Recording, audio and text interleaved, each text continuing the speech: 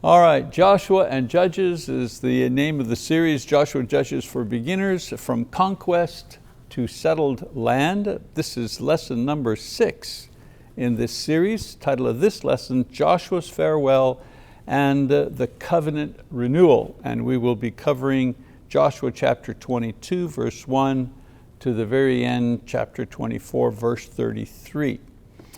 As I said, this is the final section of the book of Joshua. His leadership of the people began in approximately 1406 BC, and he now finds himself near the end of his life in 1375 BC, some 30 years later. He has led the Israelites into the promised land. A little bit of review of what we've covered so far.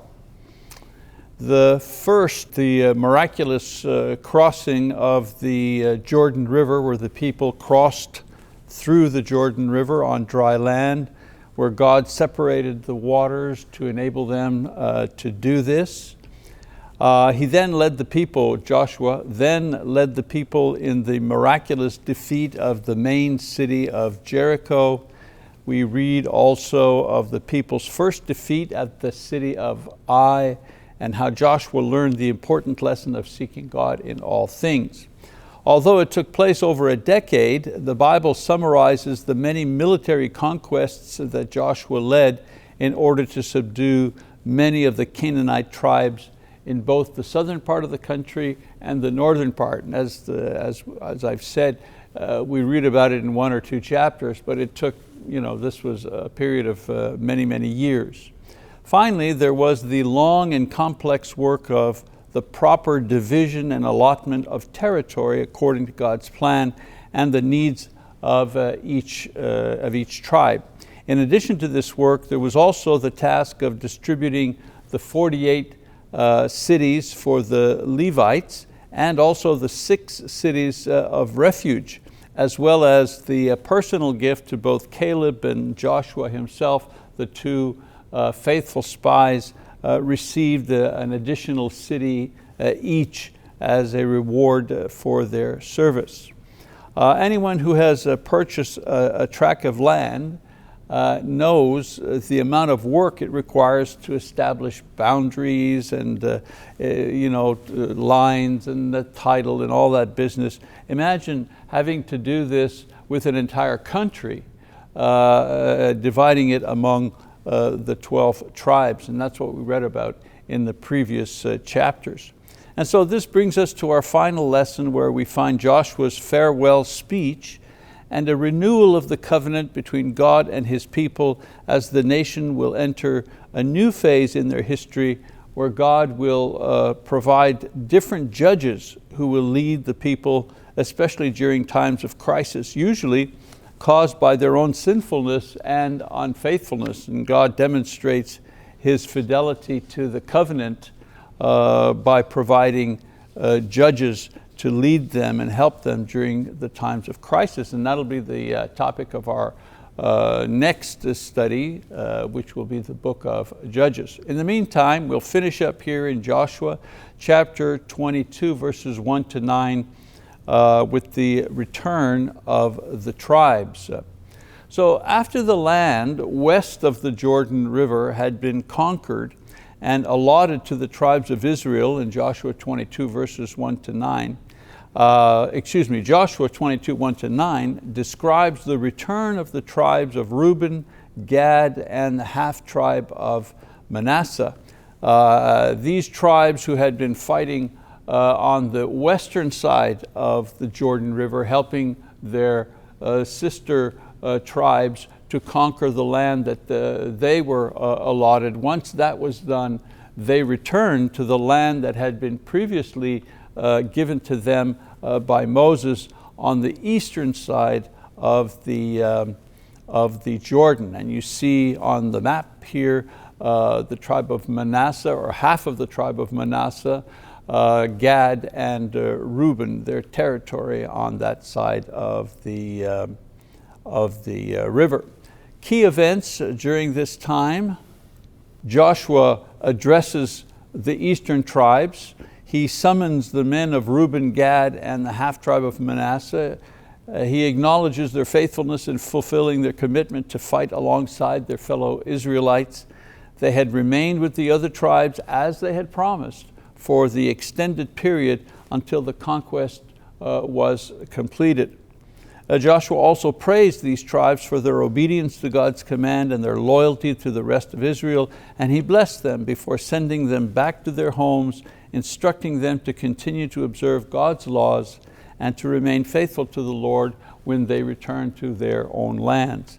And then finally, the tribes returned to their territories east of the Jordan with great wealth, livestock, silver, gold, bronze, iron, clothing, all obtained from the plunder of the defeated enemies that they had conquered while helping to settle the land on the western side of the Jordan River. Joshua instructed them to share their wealth with their fellow tribesmen who had stayed behind in the east in order to care for the land and the animals. And so there's the settling of the tribes, a significant event in the history of the Jews. First of all, it was a fulfillment of a commitment. The return of these tribes marked the fulfillment of a promise that they had made to Moses and the rest of Israel back in Numbers chapter 32, verses 16 to 32. Their willingness to help conquer the land west of the Jordan before returning home, this ensured unity among the tribes, and it also demonstrated their commitment to the collective well-being of the nation. Remember, I said it took not just days or months, but years to settle the land of the other tribes, and for all that time, these men were separated from their homes and from their families in order to fulfill the promise that they had made. What they did also was a reaffirmation of the national unity. Although these tribes were settling east of the Jordan, their involvement in the conquest and Joshua's blessing reinforced the idea that they were an integral part of the nation of Israel. This move emphasized the unity of the 12 tribes despite this geographical separation of the Jordan River. It was also a continuation of covenant faithfulness. Joshua's reminder to these tribes to remain faithful to God's laws, even after returning to their own land, underscores the importance of covenant faithfulness for all of Israel, regardless of their location. This was crucial for maintaining the spiritual and moral integrity of the nation as they settled all of the promised land. And then finally, it was a completion of the conquest phase of the history of these tribes. The return of these three tribes signaled the end of the conquest phase and the beginning of the settlement period. With the warriors returning to their families, the focus shifted from military campaigns to establishing stable, God-honoring communities in the territories that God had promised to the descendants of Abraham. And so this event highlights the importance of unity, obedience, and faithfulness in the collective journey of the Israelites as they took possession of the promised land. It also served as a reminder of the shared responsibility among the tribes to support each other in fulfilling God's promises. And there would be times in the future where they would have to depend on each other to repel enemies and to take care of other problems that affected all of the tribes. Another event that took place right after this almost caused a war, and that was the question of the offensive altar that was built, chapter 22, 10 to 34. After the tribes of Reuben, Gad, and the half-tribe of Manasseh returned to their lands east of the Jordan, we read about the fact that they built a large and imposing altar near the Jordan River at a site called Geliloth. We read about that in Joshua 22, verse 10. Although their intention was not immediately clear to the other tribes, this altar was intended as a witness or a memorial, and not a place to offer sacrifices. And you'll understand why this distinction is very important in a moment. And so they built this altar as a witness, between themselves and the other tribes. Of course, the other tribes misunderstood what was taking place. The other tribes of Israel, particularly those west of the Jordan, heard about the construction of the altar, and they assumed that it was built to rival the altar of the Lord that was in the tabernacle, which would constitute a serious breach of covenant law. And I want to read a portion of scripture here, Joshua 22, 11 and 12. It says, "And the sons of Israel heard it and said, Behold, the sons of Reuben and the sons of Gad and the half-tribe of Manasseh have built an altar at the frontier of the land of Canaan, in the region of the Jordan, on the side belonging to the sons of Israel. When the sons of Israel heard of it, the whole congregation of the sons of Israel gathered themselves at Shiloh to go up against them in war." Why would they do this? Well, they were assuming that these three tribes on the other side of the river were becoming apostate. They were falling away from the faith.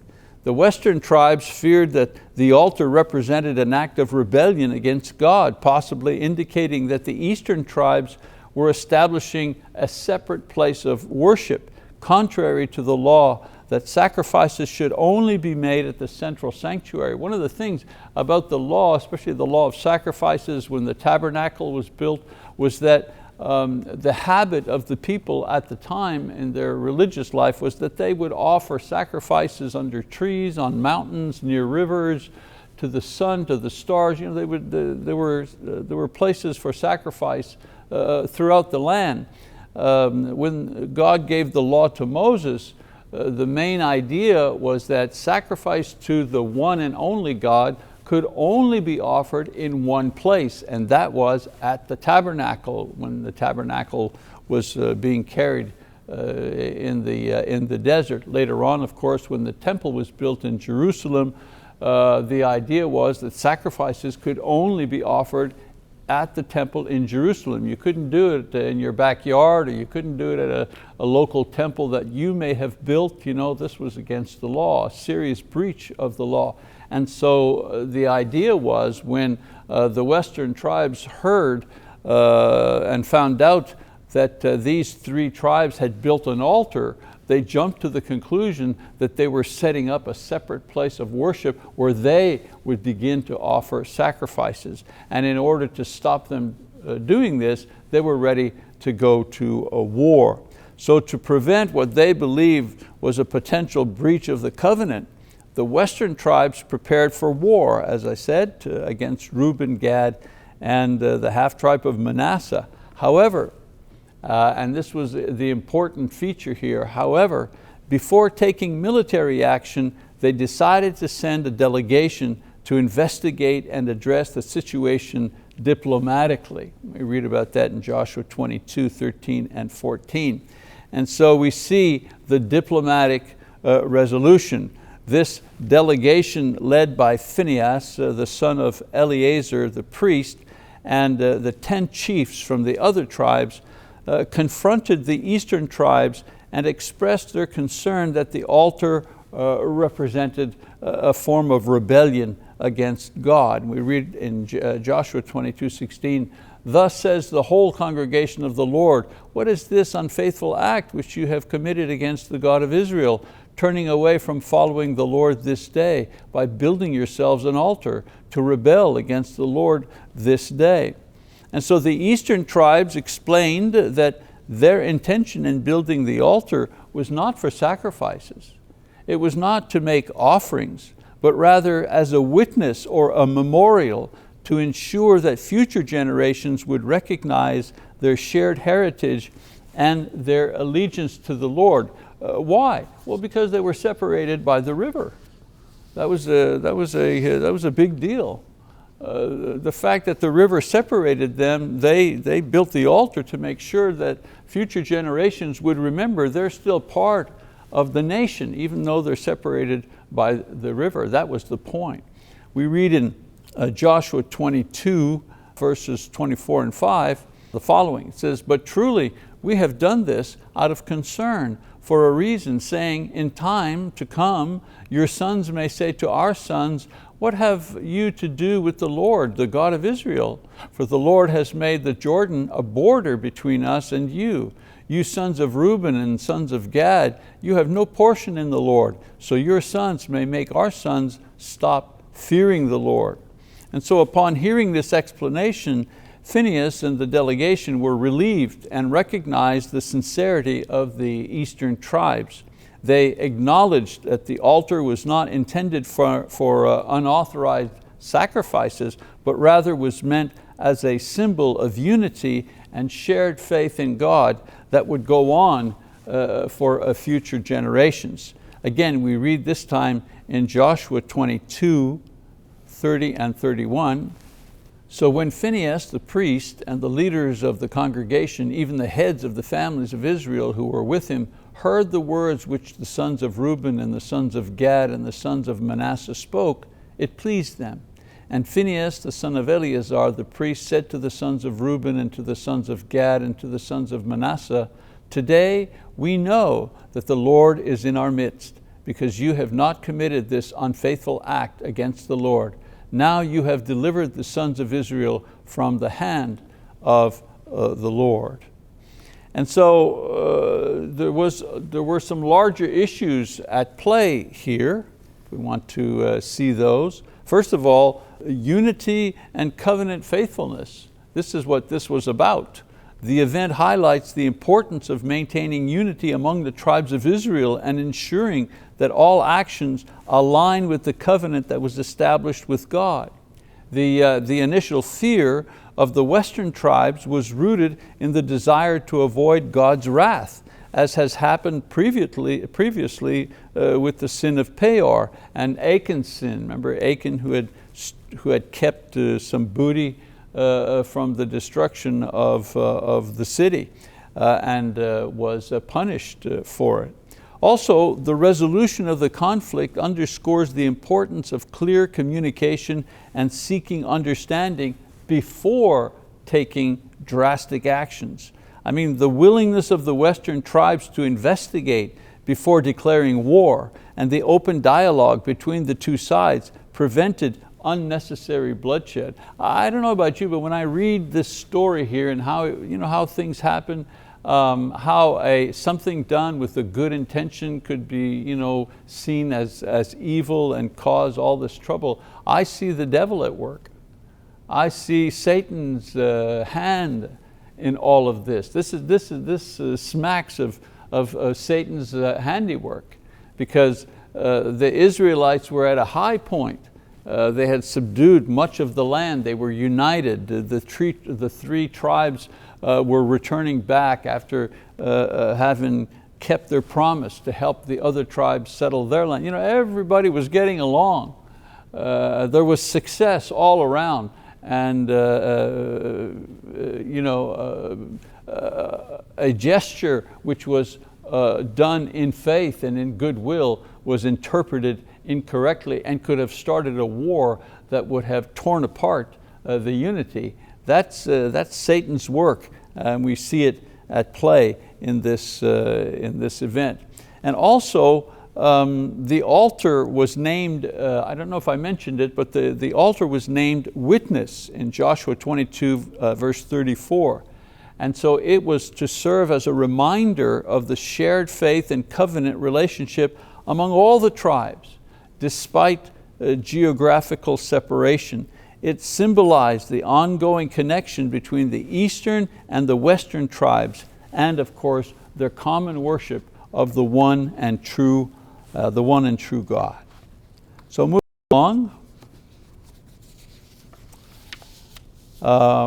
this event in Joshua 22, the event of the altar, the building of the altar, reveals the potential for misunderstanding among God's people. Boy, that never happens, right? That never happens. A misunderstanding, we see it right here, could have caused a war. So in reading this, we see that there's always a great potential for misunderstanding even among the people of God, and the importance of addressing concerns with wisdom and patience. The successful resolution of the conflict through dialogue and mutual respect prevented division and preserved the unity of the nation of Israel under God's covenant. And so the episode serves as a lesson in the value of careful communication and the pursuit of peace, and of course the commitment to shared faith. And so we arrive in chapter 23 at Joshua's final address to the people. In Joshua 23, as Joshua neared the end of his life, he gathered all of the leaders of Israel's elders, heads of tribes, judges, and officers in order to deliver a final address. This speech was intended to remind the Israelites of their covenant with God and to encourage them to remain faithful in their commitment to Him. Joshua's words reflected his deep concern for the spiritual well-being of the nation after he was gone. We don't have time to read everything and detail everything, but I've chosen three of the most significant points in Joshua's address.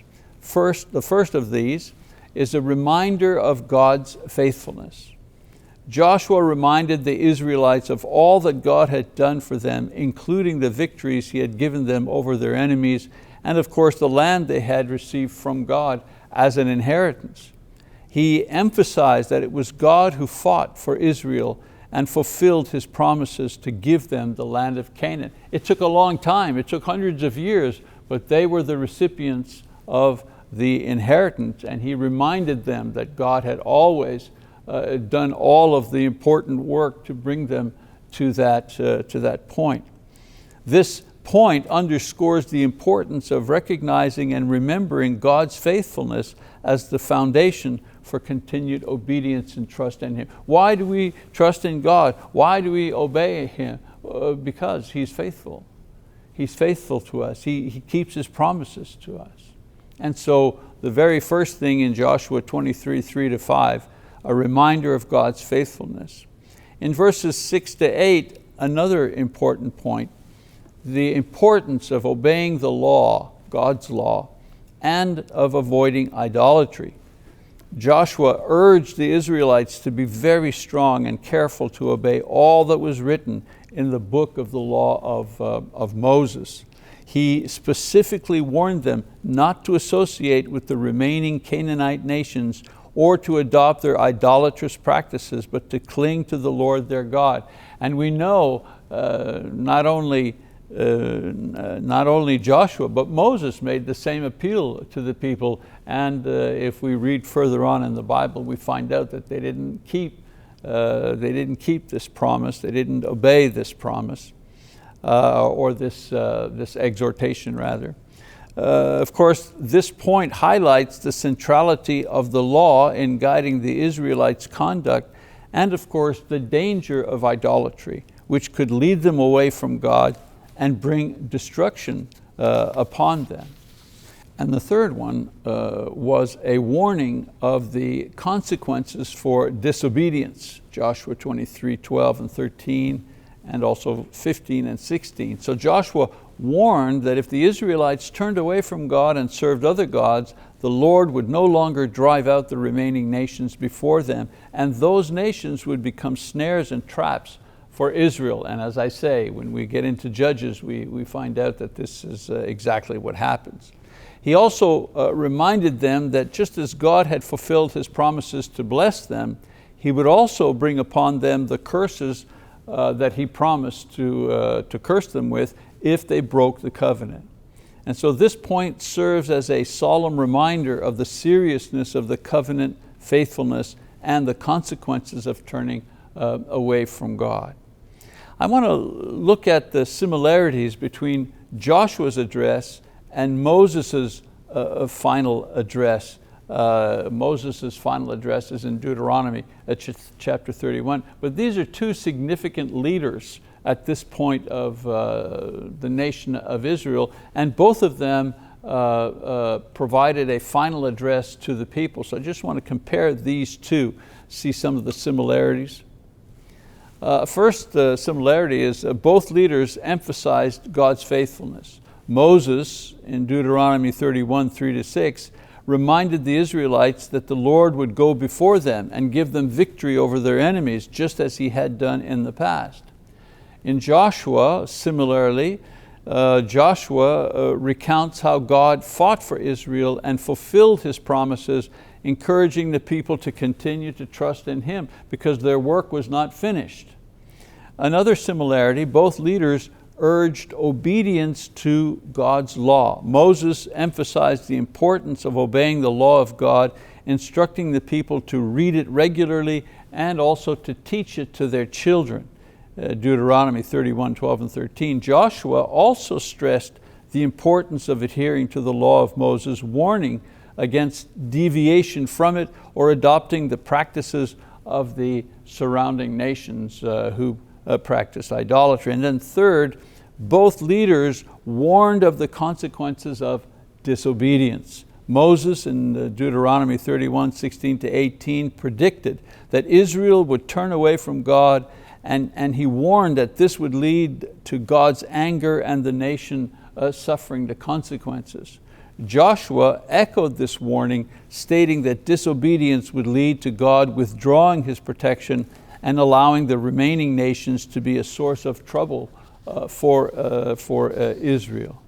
And so Joshua's final address in Joshua 23 parallels Moses' final address in Deuteronomy 31 in its emphasis on God's faithfulness, the necessity of obedience to the law, and the dire consequences of turning away from God.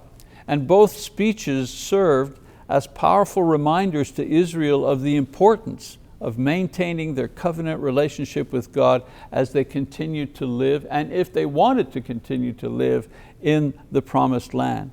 These themes underscore the ongoing need for faithfulness and vigilance in the life of the nation, even as the leadership transition from one generation to the next. In his farewell address, Joshua also reviews Israel's history. In Joshua 24, Joshua gathers all of the tribes of Israel at Shechem for a covenant renewal ceremony. During this assembly, he reviews Israel's history from the time of their ancestors, beginning with Abraham, all the way through to the Exodus, and then up to the conquest of Canaan. This recounting of their history served several key purposes. The first of which was to reaffirm God's faithfulness. The review of Israel's history served to reaffirm God's faithfulness in fulfilling His promises to the people of Israel. And so by recounting the events, Joshua emphasized that it was God who called Abraham and delivered the Israelites from Egypt. It was God who guided them through the wilderness and also gave them victory over their enemies in Canaan. This reminder was critical as the people were now settled in the promised land, and they needed to recognize that their success and their survival were sorely due to God's intervention and grace, and not their own strength and not their own merit. In other words, when they were at war, it was God that was helping them to win those wars. Now that they were at peace, it would still be God that would be maintaining the peace on their behalf. Another reason for the review was a call to covenant loyalty. In other words, being loyal to the covenant with God was very important. Joshua's historical review is a call to covenant loyalty.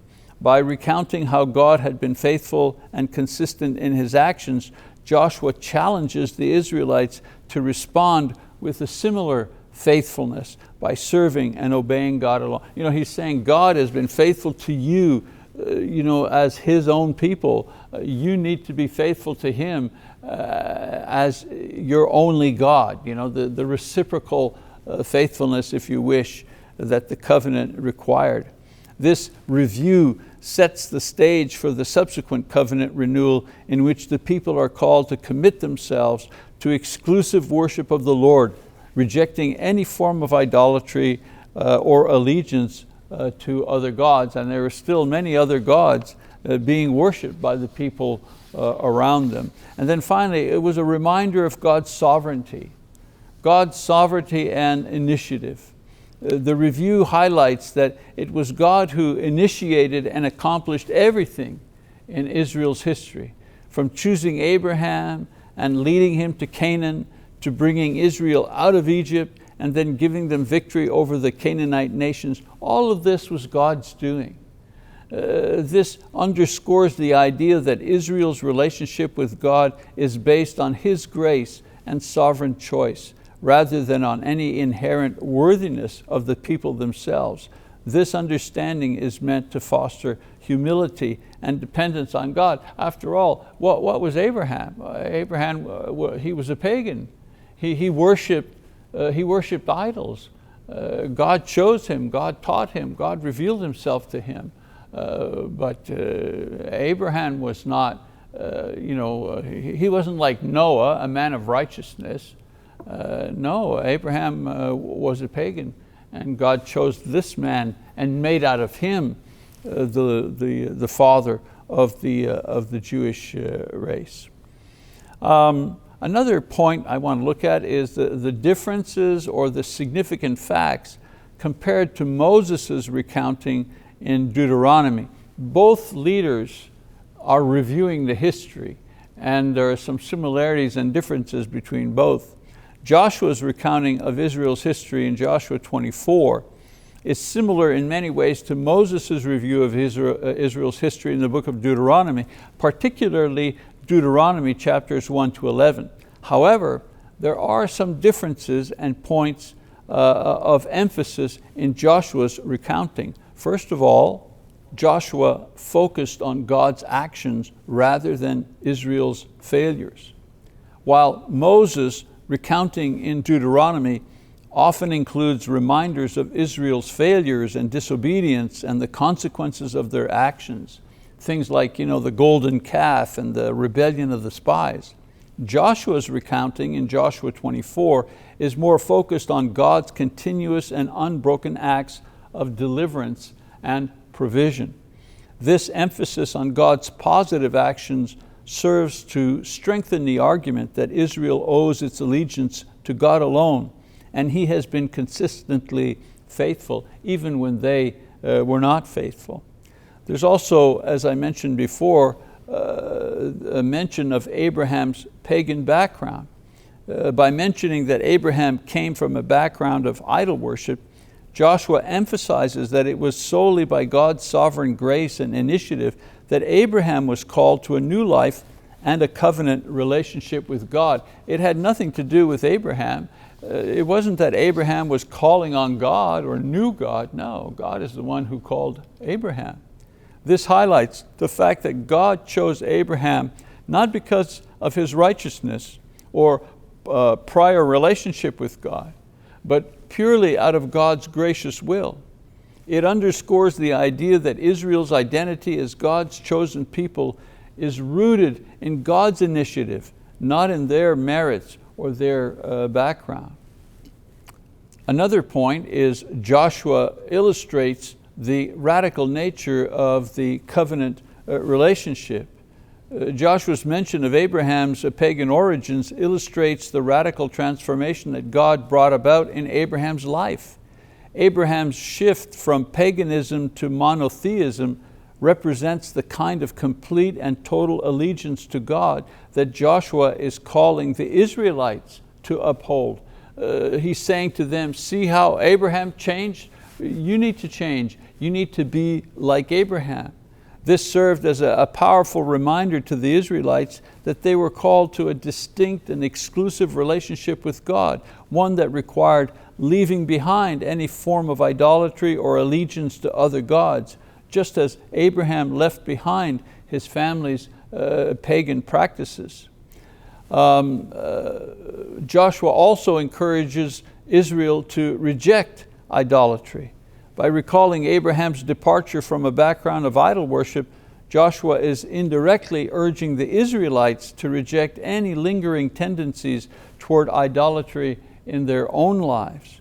Just as Abraham was called out of idolatry to serve the one true God, the Israelites are reminded that they too must fully commit to worshiping God alone, rejecting the idols and false gods that still existed among them and among the surrounding nations.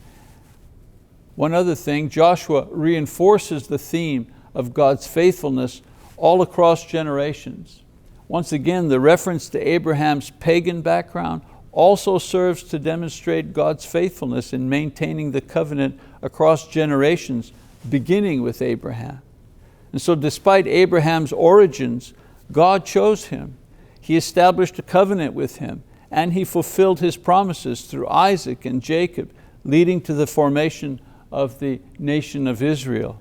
This reinforces the idea that God's faithfulness transcends human shortcomings and backgrounds.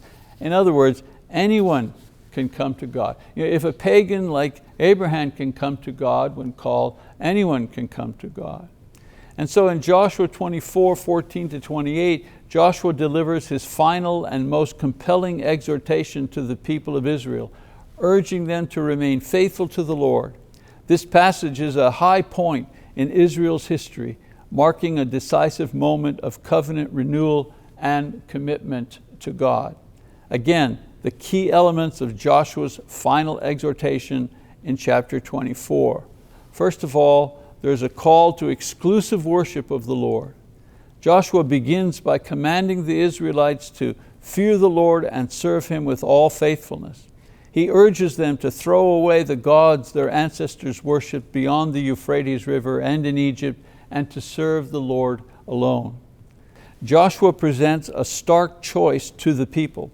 They must choose whom they will serve, whether the gods their ancestors served, the gods of the Amorites, or the Lord. Joshua famously declares, "But as for me and my household, we will serve the Lord." Joshua 24. Verse 15. Another thing that he mentions is the people's response in 24 verses 16 to 18. The people respond decisively, rejecting the idea of serving other gods and affirming their commitment to the Lord. They recount how the Lord delivered them from Egypt, protected them throughout their journey, and gave them the land that they now possess. And together they all declare, "We too will serve the Lord, because He is our God." Joshua 24:18, a high point. Joshua calling on them to obey only the Lord, and the people responding, "Yes, that is true, that is what we will do." And then of course, a warning about the seriousness of this covenant. Joshua warns the people that serving the Lord is not a light matter, as He is a holy and a jealous God. He emphasizes that if they forsake the Lord and serve other gods, God will bring disaster upon them, despite all the good He has done for them. Despite the warning, the people insist that they will serve the Lord, reaffirming their commitment to the covenant. And that's in Joshua 24, verse 21. One more point that he makes, and that is the renewal and the witness. Joshua formally establishes the covenant with the people that day, making statutes and ordinances for them at Shechem. He records these in the book of the law of God, and he sets up a large stone as a witness to the covenant, declaring that it has heard all that the Lord has said. Joshua reminds the people that this stone will stand as a witness against them if they are unfaithful to the commitment they've made to obey the Lord. Again, a comparison of what has taken place here and other high points in Israel's history. In other words, there have been other high points, spiritual high points, if you wish, in Israel's history. For example, the covenant at Mount Sinai, that was a high point. Like the covenant renewal at Shechem, the covenant at Mount Sinai was a foundational moment where the people committed themselves to obeying the Lord and His commandments. Both of these events involved a formal ceremony, a declaration of loyalty to God, and the establishment of laws. While the covenant at Sinai marked the beginning of Israel as a nation under God's law, the covenant at Shechem reaffirmed that commitment after the conquest of the Promised Land.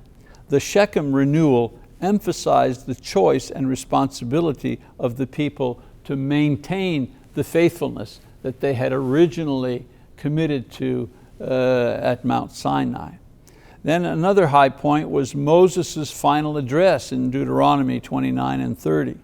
Both Moses and Joshua delivered farewell addresses that focused on covenant loyalty and the consequences of disobedience. Each leader challenged the people to choose between life and death, blessing and curse, based on their obedience to the Lord. Now, Moses' address was given before entering the Promised Land, whereas Joshua's address took place after the land had been conquered and divided. And so Joshua's speech carried the weight of a leader who has seen God's promises fulfilled and now calls the people to continue in that faithfulness. He's able to point to God's faithfulness in giving them the promised land and giving them victory over their enemies and exhorting them to remain faithful based on what they have seen God do for them. And then finally, there's the reaffirmation at Mount Ebal. Earlier in Joshua's leadership, the people had already reaffirmed their commitment to the covenant at Mount Ebal, following the victories at Jericho and Ai. This included the reading of the law and the setting up of, a stone as a witness. Now, the covenant renewal at Shechem is more personal and more direct, as Joshua challenges the people to make a conscious choice to serve the Lord, knowing the history of God's faithfulness and, of course, the dangers of idolatry. When we move on to Joshua chapter 24, 29 to 33, the Bible describes Joshua's death and its aftermath. And so after these events, Joshua, the servant of the Lord, died at the age of 110, and he was buried in his allotted inheritance at Timnath-Serah in the hill country of Ephraim. Joshua's death marked the end of an era of strong, divinely appointed leadership. His life and leadership were characterized by faithfulness to God, and under his guidance, Israel remained obedient and faithful. Of course, following Joshua's death, Israel continued to serve the Lord throughout the lifetime of the elders who outlived Joshua and had experienced all the works of the Lord that had taken place on behalf of Israel. This period of faithfulness, however, set the stage for the challenges that Israel would face in the generations to come, as later books of the Bible, such as Judges, which we'll begin in our next lesson, the book of Judges details the cycles of faithlessness, disobedience that followed Joshua's era. And so Joshua's final words in Joshua 24 represent a climactic moment in Israel's history, where the people reaffirm their commitment to the covenant with God. This moment echoes previous high points, such as the covenant at Sinai and Moses' final address, but it also stands out as unique and a personal challenge to the nation. Joshua's death and the subsequent period of faithfulness highlight the enduring influence of his leadership. When he was there and even after he died, his influence continued to have an effect on the people and prepare them for the challenge they would face after his departure. There are many lessons that can be drawn. Just one that I wanted to point to as far as this section of the book is concerned. The entire book of Joshua illustrates one overarching lesson, that God is faithful to His promises, and His people are called to respond with righteous obedience. Just as the Israelites were called to trust God and to follow His commands to inherit the promised land, believers today are called to trust in God's promises and live in obedient faith, confident that God will lead them through the challenges they face and bring them to the promised heavenly kingdom. We also are going to a promised land, but it isn't a land, it isn't a geography that's here on earth. The place we're going to is heaven, a spiritual dimension that is different than the earthly dimension. But one of the things that is the same is God has promised it to those who are faithful. And so we can make the same argument, we can make the same encouragement, exhortation that Joshua made, that we need to be faithful. We need to continue to be obedient to the Lord as an expression of our faith in order to enter the promised land that we have been promised by God. All right, so that's the book of Joshua. Hopefully you have a little more insight as to the meaning and the various episodes that took place with the people of God described in this book. A little bit of an assignment here. Let's go back and reread Joshua chapter 22, verse 1 to the very end, chapter 24, verse 33. I think with the material we covered today, this section of Joshua will be a lot clearer. And I want you to read ahead Judges this time, chapters 1 to 3. We'll begin that book the next time we meet. I thank you for your attention. God bless you, and we'll see you soon.